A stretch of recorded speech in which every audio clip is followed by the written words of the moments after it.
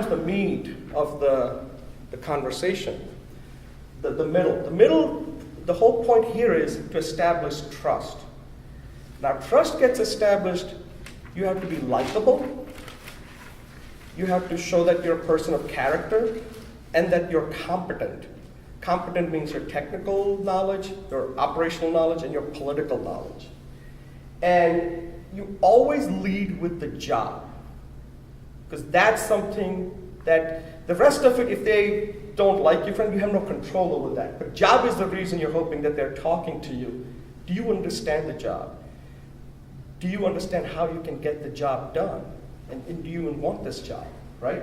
And at some point, you have to talk about profitability. Profitability is important because getting a job done is fine, but if it's not going to make the company's money, then why would they trust you that you are the person that can get the job done the way they want it? Oh, the other thing is ideas. Executives are people with ideas because they have ideas and then they socialize it and then they bring it up a poll and they think now it's ready, let's do something. And a lot of people say that ideas are dime a dozen. That may be true, but there are 5 levels of ideas, right? Anybody can come up with any kind of ideas. It's like how deep can you go? So one idea can lead to more ideas. Those ideas can lead to more ideas to the point where if you get to the bottom and you actually implement it, then you're now an entrepreneur. I mean, think about it. I had that idea about the cloud, so did Mark Benioff. But where did I do? I just got up to the point at the professional level and I did seminars. He took it a level below that and said, you know what? I'm going to get people and build something on the cloud. So the difference between him and me was I remained at the professional level and he got into that level below me, entrepreneurial level. And that's the difference between somebody currently who's worth $11 billion and somebody who's still a professional.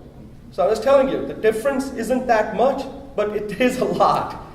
That one level makes a big difference between somebody making it big, going from the level 4 to level 5 when it comes to ideas. And also, during the interview, one of the things I always tell people is, when you're having this conversation, and that's why I have to keep making sure it's a conversation, is that every question you're asked, you have to do 3 things. Tell, and then immediately you have to sell.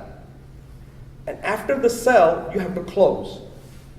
So that means that if you're asked a question, the tell will be based on something that you have done in the past. Because that's what you've done. You have an experience, you have accomplishments. But then you don't want to spend too much time talking about it unless they want to know more about it. After that, you've got to get into the sell mode. Because now the other person wants to what he or she wants to know is, how are you going to do that for me? But that still isn't enough. You can say, but here's what I can do. And you've got to take some chances here, right? I'm going to take some liberty and say, here's some of the things you can do, and you've got to do research here. But still that's not enough. Now you've got to close it. And the way you close it is saying, so what do you think? How can we make this even better? So now you have taken that person from what you have done, what the future potential is, and how to realize that potential by trying to close that. So suddenly you're not looked at as like, oh, he just answered a question. You just opened up a future that person wasn't seeing before.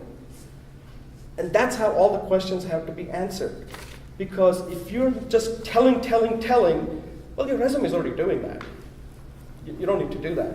But you need to kind of show that you have some experience that qualifies you to talk about what you can do for this particular company that you're talking to.